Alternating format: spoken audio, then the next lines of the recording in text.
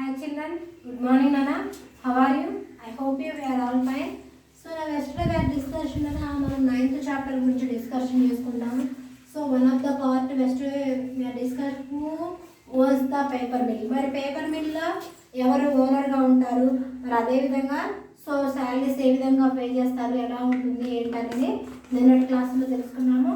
And అదేవిధంగా మనం చూసుకున్నట్టయితే నాన్న so they also given out a smoke and pollute the rivers and surrounding lands with their chemical so effluents. మరి అదే విధంగా మనం చూసుకున్నట్టు they also given out a smoke and మరి ఆ ఫ్యాక్టరీలలో నుండి వెలువడే పొగ కానివ్వండి, అది మొత్తం కూడా పొల్యూట్ ప్రకారం కాలుష్యం ప్రకారం మనం చూసుకున్నట్టయితే రివర్స్ కానివ్వండి, నదులలో రివర్స్ ఓకేనా, అండ్ రివర్స్ అండ్ సరౌండింగ్ చుట్టుపక్కల ఉన్న ల్యాండ్ కానివ్వండి విత్ దేర్ ఏవైతే కెమికల్స్ పేపర్ మిల్లో వాడతారో అవి మొత్తం కూడా ఏమో ఎలా అవుతాయంటే సో చూడమ్మా ఎఫ్లూయెంట్ అంటమ్మా బయటకు ప్రవహించడం అన్నట. ఆ వ్యర్థాలన్నీ కూడా ఎక్కడికి వెళ్తాయి, మరి ఫ్యాక్టరీలలో వెలువడే వ్యర్థాలన్నీ కూడా సో ఏంటదంట ఎఫ్లూయెంట్ అంటే బయటకు ప్రవహిస్తాయి. అవన్నీ కూడా ఫ్యాక్టరీలో ఉపయోగించే వ్యర్థాలు మొత్తం కూడా ఎక్కడికి వెళ్తాయినా సో ఎఫ్లూయెంట్ అంటే బయటికి వ్యర్థాలు కెమికల్స్ ఏదైతే యూజ్ చేస్తారో కెమికల్ రసాయనిక ఏవైతే ఉన్నాయో వాటి రసాయనాలు ఉపయోగించిన క్రమాలు అవన్నీ కూడా సో బయటికి వస్తాయి అన్నమాట అవి ఓకేనా. Thus there is a need to develop methods to the control the damage they cause by the environment. మరి అదేవిధంగా అలాంటి మూమెంట్లో ఏంటది కంపల్సరీగా there is a need to develop కంపల్సరీగా మనము మెథడ్ ప్రకారం కంట్రోల్ ఏవైతే డ్యామేజ్ ఉన్నాయో క్యాజువల్ ఈ ఎన్విరాన్మెంట్ పర్యావరణాన్ని కలుషితం చేసే వాటిని డ్యామేజ్ చేసే వాటిని కంపల్సరీగా పరిరక్షించాల్సి ఉంటుంది ఓకేనా. అండ్ అదేవిధంగా factories provide employment to A large member of the people. మరి ఫ్యాక్టరీస్ వల్ల చాలా ఉపయోగాలు ఉన్నాయమ్మా. అండ్ అదేవిధంగా ఈ ఫ్యాక్టరీస్ ఏం చేస్తాయి మనకి సో ఫ్యాక్టరీస్ మనకి ఈ ఫ్యాక్టరీల వల్ల సో ఏ ఫ్యాక్టరీస్లో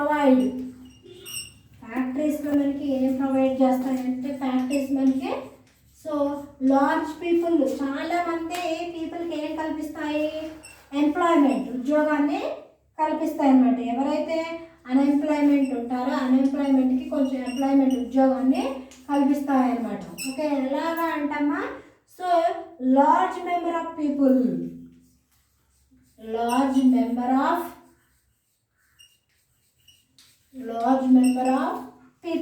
చాలామంది ప్రజలకు ఈ ఫ్యాక్టరీలో ఉద్యోగం కల్పించడం అనేది జరుగుతుంది. అందుకనేమో మనకి ఐఐటి పరిశ్రమలు కానివ్వండి, ఫ్యాక్టరీస్ కానివ్వండి, ఇంకా మనం చూసుకున్నట్టు చాలా కూడా మనకి గవర్నమెంట్ కొన్ని ఏదైతే పథకాలను అమలు చేస్తున్నవి చాలామంది అన్ఎంప్లాయ్మెంట్స్కి కొంచెం ఎంప్లాయ్మెంట్ ఇచ్చిన విధంగా ఒక రకంగా వాళ్ళని సరైన దారిలో తీసుకొచ్చే విధంగా కూడా సో మనకి ఫ్యాక్టరీస్ కొన్ని యజమాని అంటే సంస్థలు మనకి ఒక ఉపాధిని కల్పిస్తున్నాయి అన్నమాట ఓకేనా. సో ఈ విధంగా however the workers who work in this factories often find the work very tedious and many of them become sick to the exposed to dust and chemicals.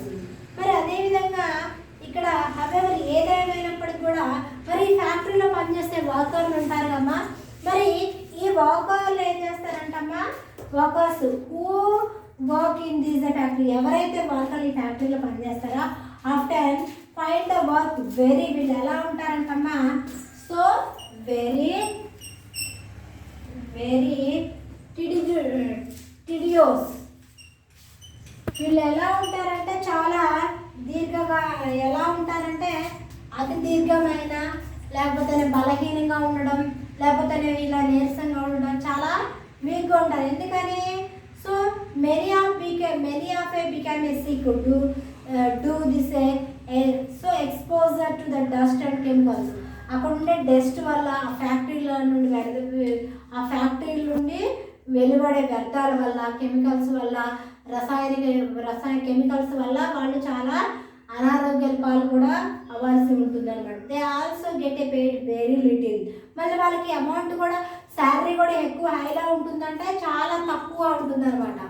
Salary కూడా ఎలా ఉంటుంది, చాలా తక్కువ ఉంటుంది అనమాట. They are also after a force to live in a slums with a and pure facilities. మరి అదేవిధంగా వాళ్ళు they also get a paid very little, చాలా తక్కువ అమౌంట్ తీసుకుంటారు.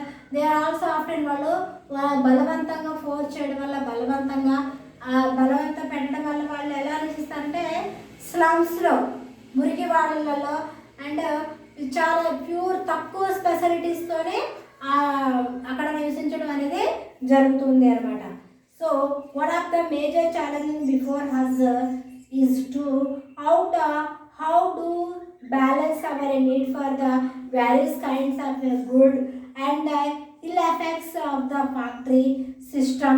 How do you make the life of workers comfortable in a dignified? మరి అదేవిధంగా so one of the major, ఒక ముఖ్యమైన విషయం ఛాలెంజింగ్, అది ఎలా ఉండాలి బిఫోర్ ముందుగానే. So is to find how to balanced, అది మనకి ఏ విధంగా బ్యాలెన్స్గా ఉంటుంది. మరి అదేవిధంగా so our need for the balance కానీ kinds of a goods and goods and the ill effects the factory system and how to make the life in workers comfortable and dignified. మనం చేసే ఫ్యాక్టరీలోనే కానివ్వండి, సంస్థలోనే కానివ్వండి, వాటర్ మనం ఎక్కడ work చేసినా అది మనకి ఎలా ఉండాలంటే కొంచెం మన అనారోగ్యం పాలు కాకుండా ఆరోగ్యంగా ఉండే విధంగా, కొంచెం మనకి కన్వీనియంట్గా, కంఫర్టబుల్గా ఉండే, డిగ్నిఫైడ్గా ఉండే విధంగా మనకు అనిపించిన దానికంటే వర్క్ చేయవచ్చు. మరి అదే మన ఆరోగ్యానికి ముప్పు అయినప్పుడు మనం అక్కడ పని చేయలేస్తామా? ఈ ఫ్యాక్టరీ అంటేనే ఫ్యాక్టరీల నుండి వెలువడే ఒక పొల్యూషన్ కానివ్వండి, కెమికల్ డస్ట్ కానివ్వండి, అవన్నీ కూడా ఆరోగ్యానికి హానికరం. కాబట్టి చాలామంది కూడా వాటి నుండి చక్కగా కొన్ని కొన్ని పాటించినట్లయితే వాళ్ళు కూడా చక్కగా ఆరోగ్యంతో బయటపడవచ్చు అనమాట. నెక్స్ట్ వన్ చూడమ్మా, pollution. When we were going to the other side in the paper mill you found so unpleasant smell in the area. Pollution అంటమ్మా కలుషితం అనమాట, మనకి కలుషితంగా ఉంటుంది, కాలుష్యం మొత్తం కూడా. ఓకేనా, పొల్యూషన్ అంటే కాలుష్యం. ఓకేనా, మరి ఈ కాలుష్యం అనేది మనకి 3 రకాలు: శబ్ద కాలుష్యం, వాయు కాలుష్యం. ఓకేనా, ఈ విధంగా మనకి పొల్యూషన్ అనేది సౌండ్ పొల్యూషన్, ఓకేనా, air pollution and water pollution. ఓకేనా, మరి అదేవిధంగా మనం ఎప్పుడైతే ఒక పేపర్ మిల్లు వర్క్ చేస్తున్న పేపర్ మిల్లు బ్యాక్ వెనక వెళ్ళి చూస్తే ఆ ఏరియా మొత్తం కూడా ఎలా ఉంటుందంటమ్మా, సో బ్యాడ్ స్మెల్, ఆ ఏరియా మొత్తం కూడా స్మెల్ విపరీతంగా ఉంటుందన్నమాట. This was due to the use of chemicals. మరి ఫ్యాక్టరీలలో ఎక్కువ ఉపయోగించేది ఏంటంటే సో కెమికల్స్ ఎక్కువ ఉపయోగిస్తున్నామన్నా, కెమికల్స్ని ఎక్కువగా ఉపయోగిస్తున్నారు కదా, కెమికల్స్ ఎక్కువ ఉపయోగిస్తాం. After coming out of the paper mill we talked a few residents living in నీబరీ. మరి పేపర్ మిల్ అన్నాక, మరి పేపర్ మిల్లులో నీబరీ అంటే ఏంటదమ్మా, చుట్టుపక్కల కూడా పేపర్ మిల్లు ఏదైతే పేపర్ మిల్లు సరౌండింగ్ ఏరియాలో కొంతమంది ప్రజలు నివసిస్తూ ఉంటారు కదా. సార్ మన పేపర్ మిల్ అంటే ఆ ఒక పేపర్ మిల్లే ఉండదు. ఒకవేళ ప్రజల ఆరోగ్య దృష్టి ఉంచుకొని పేపర్ ఎక్కువగా మిల్లులు సంస్థలు మీరు చూసినట్టయితేమ్మా గ్రామీణ ప్రాంతానికి కానివ్వండి, పట్టణ ప్రాంత దూరాలలో కడతారు. ఎందుకంటే వాటి నుండి వెలువడే వెదర్ పొల్యూషన్ వల్ల కానీ డస్ట్ వల్ల ప్రజల యొక్క ఆరోగ్య స్పాయిల్ అయిందన్న ఉద్దేశంతోనే కడతారు. అయినప్పటికీ కూడా ఇప్పుడు 90 డేస్ టెక్నాలజీ బాగా అభివృద్ధి చెందింది అండ్ జనాభా అభివృద్ధి కూడా బాగా పెరిగింది. కాబట్టి జనాభా అభివృద్ధిని దృష్టిలో పెట్టుకొని ఫ్యాక్టరీలకి నీబరీ కూడా ఇల్లులు నిర్మించుకున్నాం. మరి వాటి వల్ల ఫ్యాక్టరీ పక్కన ఎవరైతే నివసిస్తున్నారో వాళ్ళకి వాళ్ళు అనారోగ్యం పాలవుతూ ఉంటారు అనమాట. ఓకేనా, and they said that this stench was as usual and it was a common find and a dust released from the industry settle on the leaves of the plants in the farms, trees, in the neighboring areas and along garden plant. మరి అదే విధంగా stretch అక్కడ ఏంటిదమ్మా they said వాళ్ళు ఏం చెప్తున్నారంటే that this A stench అంటమ్మా కంపు బాగా విపరీతమైన స్మెల్ రావడం అనమాట. ఓకేనా, స్టెంచ్ అంటే బాగా విపరీతమైన స్మెల్ రావడం. వాళ్ళు ఏం చెప్తున్నారు, ఆ ఫ్యాక్టరీలో ఉండే వేరువేడే వ్యర్థాల వల్ల బాగా విపరీతమైన కంపు అవి మొత్తం కూడా ఎలా ఉంటుందంటే as well it was a common, రోజు కామన్గా ఉండేది. అందులో నుండి వెలువడే డస్ట్ దుమ్ము అండ్ అదేవిధంగా dust was as well it was a common. అది మొత్తం కూడా find a released from the industry, పరిశ్రమ నుండి, ఇండస్ట్రీ అంటే పరిశ్రమ నుండి విడుదలవుతుంది. So and settle to the leaves, ఆకుల మీద కానివ్వండి, ఆఫ్ ఏ ప్లాంట్స్, మొక్కలు పెరుగుతున్నాయి మొక్కలు పెరుగుతున్నప్పుడు మొక్కలకు ఆకుల మీద కానివ్వండి, అండ్ ఫార్మ్స్ ఉంటాయి కదా, కొన్ని కోళ్ళ ఫార్మ్స్ కానివ్వండి, లేకపోతే కొన్ని సమ్ ఫార్మ్స్ ఉంటాయి కదా, ఆ ఫార్మ్స్ కానీ ట్రీస్ కానీ నీబర్ ఏరియా మీద గార్డెన్ ప్లాంట్స్ మొత్తం కూడా డస్ట్తోనే ఫామ్ అవుతుంది అనమాట. The mill also drag a lot of a fresh water from the river but lets out the waste water containing the and position so poisons chemical which so eventually join the river. మరి అదే విధంగా the మిల్లులో drawing the lot of fresh water, మిల్లులో lot of fresh water ఉంటుంది కదా from the rivers, but left out waste water ఏదైతే ఉందో ఆ వేస్ట్ వాటర్ కూడా ఏంటి కంటైనింగ్ ద సో వాటి నుండి వెళ్తున్నాయి పాయిజన్స్ కానివ్వండి, కెమికల్స్, రసాయనాలు, విచ్ అవి మొత్తం కూడా ఏంటది ఈవెన్చువల్ అవి మొత్తం కూడా ఎక్కడ జాయిన్ అవుతున్నాయి, ఆ రివర్లో జాయిన్ అవుతుంది. ఆ కలుషితమైన వాటర్ని మనం ఉపయోగిస్తున్నాం, ఏది ఫ్యాక్టరీలలో నుండి వచ్చే ఫ్రెష్ వాటర్ ఒకసారి ఆ విధంగా తయారవుతున్నాయి అనమాట. Only the last year the paper mill got అనే so effluent and treatment plant which all the waste water to said. అదేవిధంగా ఓన్లీ లాస్ట్ ఇయర్ పోయిన సంవత్సరం ఈ పేపర్ మిల్ కాబట్టి ఏమిటంటే సో ఇక్కడ చూడమ్మ ఎప్లిమెంట్ అంటే మనం బయటికి పంపించడం వ్యర్థం నుండి వచ్చే వాటర్ ఏదైతే ఉందో, సో ట్రీట్మెంట్ అంటే వాటి యొక్క ఆదరణ కోసం మొక్కలని ఆదరించడం ఉద్దేశంతో వీటిని బయటికి పంపించడం అనేది జరిగింది. So waste water is sent, waste వాటర్ని బయటికి పంపించడం అనేది జరిగింది. This machine remove the so and contaminants substances causing a harm and living organisms through the air, water, soil and food and produce the environmentally safe water treated effluent and soil waste suitable for the and disposal or diffuse which is normally used in a fertilizer. మరి అదేవిధంగా ఇక్కడ ఈ machine ఏదైతే ఉందో మొత్తం కూడా removes ఏం చేస్తా so contaminants substances causing the harm in living organisms ఏవైతే ఉన్నాయో సమ్ లివింగ్ ఆర్గనైజమ్స్ అంటే జీవించే ఏంటది మన ఏ గాలి కానివ్వండి, వాటర్, సాయిల్ కానివ్వండి, మట్టి కానివ్వండి, ఇవి సాయిల్ ఫుడ్ ఇవన్నీ కూడా ఏంటది ప్రొడ్యూస్ ద ఎన్విరాన్మెంటల్ సేఫ్. మనకి ఇవన్నీ కూడా ఎన్విరాన్మెంటల్ పర్యావరణమే, మనకి గాలి, నీరు ఇవన్నీ కూడా మనకి ఎన్విరాన్మెంటల్ నుండే వచ్చేది, పర్యావరణం నుండే కమ్మా. సో అప్పుడు ఏం చేస్తుందంటే ఇక్కడ ఈ సేఫ్ వాటర్ ఏంటంటే ట్రీటెడ్ ఇప్లూమెంట్ అండ్ సాయిల్ వాటర్ ఉంటుంది కదా, దాన్ని ఏంటంటే స్టోబ్లో డిస్పోజల్ అంటే వాళ్ళు వాటిని ఏం చేయాలంటే రివ్యూ ఇచ్చే ఈజ్ ఎ నార్మల్ సాధారణంగా దేనికి ఉపయోగించాలంటే యూజర్ ఫర్టిలైజర్స్, వాటిని ఫర్టిలైజర్కి ఉపయోగించడం అనేది జరుగుతుంది అనమాట.